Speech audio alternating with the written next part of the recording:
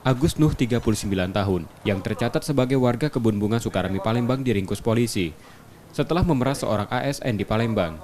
Dari tersangka, polisi menyita 2 handphone dan 2 buku tabungan. Polisi menjelaskan, dari laporan korban, cara tersangka memerasnya awalnya merayu korban untuk mengirimkan video tanpa busananya.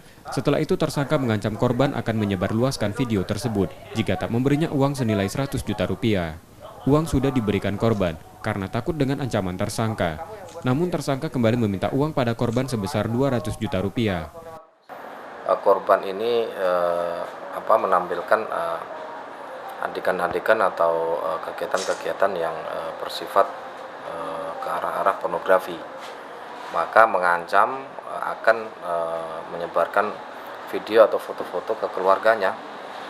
Namun sehingga takut, dia dimintain uang sebanyak 100 juta. Sudah sempat ditransfer. Kemudian dari itu dicoba lagi mau melakukan pemerasan sebanyak 200 juta, namun belum berhasil.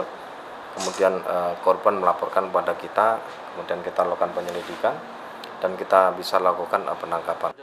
Untuk proses hukumnya, tersangka ditahan di tahanan Polda Sumatera Selatan dan diancam hukuman 5 tahun penjara.